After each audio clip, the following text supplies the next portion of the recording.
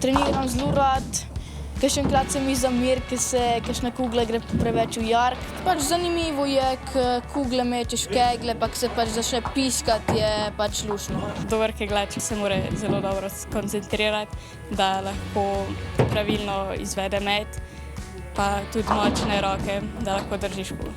So 3 velikosti, majhna, srednja pa velika. Jaz imam zdaj srednjo.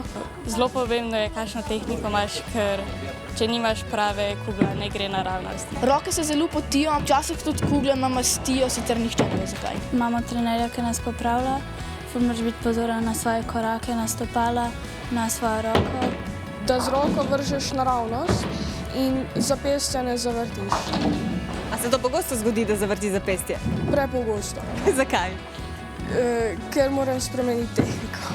Tekma poteka vlečeš na 4 stezah po 30 metrov, 15 metrov na vsaki stezi so vsi postavljeni, 15 pa čistiš. Ko enega podreš, se ti pač odšteje, dokler vseh ne podreš, se znova vsi postavijo. A koliko je pa kul, da rečeš prijateljem, jaz pa keglam?